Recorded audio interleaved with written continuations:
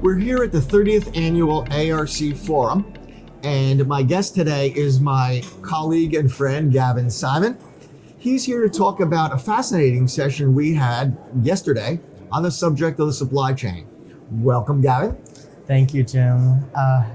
Welcome back to the podcast. I know I've been a guest for the past few years and obviously have guests throughout the year. And it's been such a great opportunity to discuss with industry professionals on our podcast and through blogs and stuff like that. So yesterday's session felt very full circle.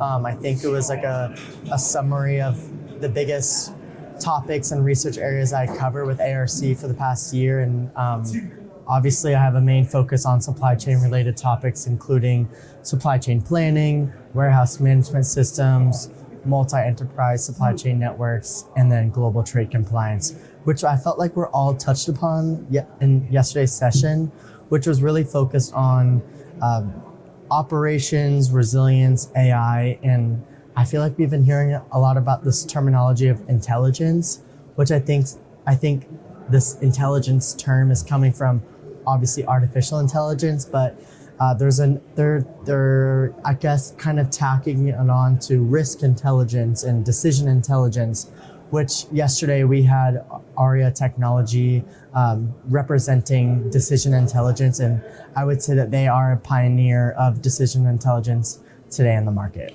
Well, let's start at the beginning. What was the title of our session yesterday? The title was New Frontier of Operations, AI, Resilience, and Intelligence.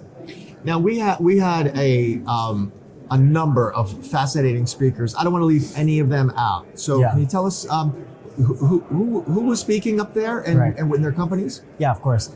So I'll start with Jared Guckenberger. He was from Avantor, which is a leading pharmaceutical and biotechnical research company. He was the end user presenter, and then subsequently the vendor panelist was Pete Quimby from Arya Technology, and then we had Brian Batchelder from Dayex, which is a WMS provider. They're actually based in Florida, so it was really awesome to have him come over to Orlando.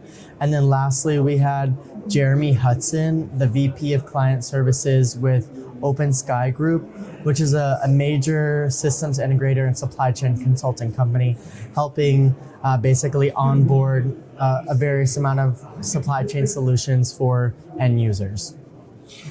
Before those speakers came up to share their insights, I came up to share the insights of ARC's AI research. While there's a number of important takeaways, one that we found fascinating I'd like to share today is that AI and the initiative to drive AI in organizations really today is originating and is being driven by the C-level, and it's trickling down to the plant floor levels. So we talked about that at length. And we expanded about how to systematically deploy your AI so that you don't get hallucinations that we all know and don't love. So we talked through RAG, Retrieval Augmented Generation, Graph RAG, MCP, Model Context Protocol, in ways so that you can systematically get a deterministic output that's focused on your exact problems that you're attempting to address. So I had a few comments on that, and then we turned it over to our speakers. Yeah. So Gavin, what takeaways did you get from our illustrious group of speakers? Yeah, and I don't want to say this lightly. I was very proud of yesterday's panel. I think supply chain is obviously such a timely topic, and it's obviously such a big, topic to kind of disseminate. And so yesterday, Jared Guckenberger from Avantor, he was presenting on his relationship with Arya Technology, and that was through onboarding their decision intelligence solution. And basically, they had broken it down to 3 skills that they really wanted to target and perfect with using this decision intelligence software. I cannot remember the 3 decisions and tasks that they wanted to target, but I do remember Pete yesterday speaking about digitizing the decisions that you're making day to day, so you don't have to continuously manually make those decisions, but AI will continuously make that for you, which I found was like extremely smart. And I think obviously we speak about the plant floor and operations happening day to day and obviously humans are at the center of that. But once you start to automate those decisions using the historical track record of what the human decisions were making, it takes away the responsibility of those humans targeting the decisions on the day-to-day operations and leaving it to the AI, so then now those humans can do other decisions and other responsibilities within their operations, which I find obviously reduces the amount of stress and responsibilities and opens up the floor and the door to targeting other things that need to be completed within your supply chain operations. I had two takeaways that come to mind. The first is that there are a multitude of decisions that are made somewhat unconsciously, and AI can now consciously, or you could set up formats so that you drive those in the correct direction. That was one. The second was that we often think of, okay, we deploy AI, and then the concern becomes, well, first we need formatted contextual data that's standardized, that's harmonized. But we did have a long discussion about what happens before that. And you really do need to determine your stakeholder communities, what are your goals, what are your requirements, which ones have consensus, before you ever start even looking at standardizing and harmonizing your data. So it was a fascinating session, and in the very near future, that entire discussion will be available as a video. Yeah. So feel free to come to logisticsviewpoints.com and take a look. Yeah, and I thought yesterday there's a lot of the times there's such a flood of acronyms and people are just really like nerding out on that stage, which I appreciate. And obviously that's why we're here. But I think there was a lot of like pragmatism yesterday, and I felt like Jeremy Hudson was kind of making a point to say there's obviously this conversation around bad data, but it's such a normal occurrence and every organization has that like quote unquote bad data. And I kind of roll my eyes every time I hear that term.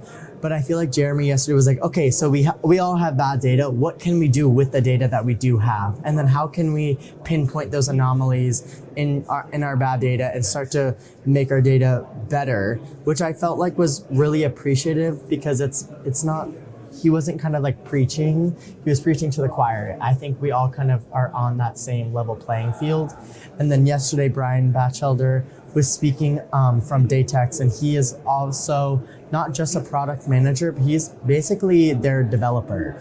And he was speaking about their low-code platform, which helps their customers customize different types of problems they want to solve through their platform, which I felt like was really interesting, because at the end of the day, these solutions may do 1 to 100 things, but each company needs a certain amount of solutions and customizations within their products, and they might be doing 1 to 50 or 1 to 100, which I felt like Brian was speaking well to that, and Jeremy was kind of acknowledging as well that some of these solutions are not being used to 100% capacity, but sometimes they don't need to be used to 100% of their capacity, which I just really enjoyed, like the level playing field and just like the pragmatic theme and conversation through.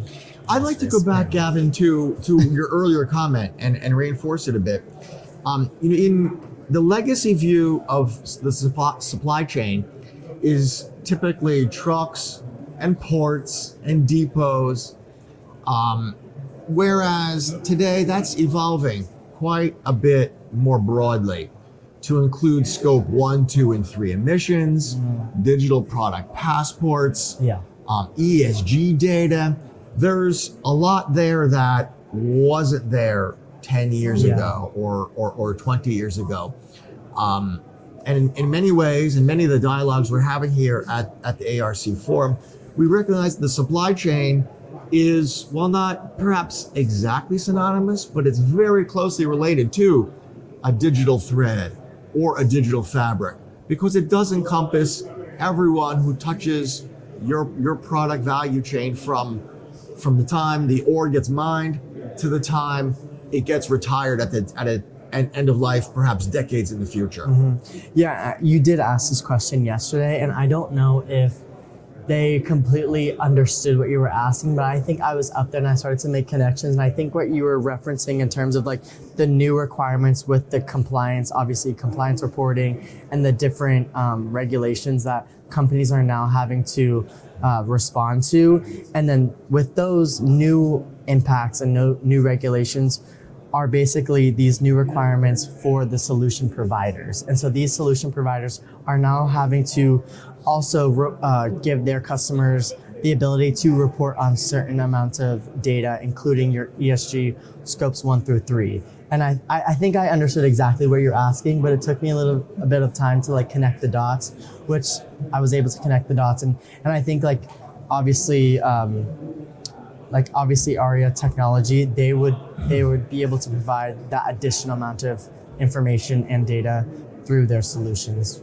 That's interesting, Gavin, because a portion of my question was driven by Gavin Simon's regulation roundup that comes out every month. Right. Yes. Yep. I mean, I do the regulation roundup with ARC on ArcWeb, and so that covers like all of the energy and like sustainability regulations. But I also do a weekly roundup for the supply chain and logistics viewpoints. So I feel like between those two, I have a good pulse on what's happening in the industry. Well, again, it was a great session. We thank all of our sponsors and speakers, and look for it at Logistics Viewpoints. Gavin, is there anything else we missed about our session? Nope. I'm looking forward to finishing out the rest of this day and more conversations with you. And we look forward to you on the next episode of the Logistics Viewpoints podcast. Thank you. Thanks, Gavin. Good job, sir. All right.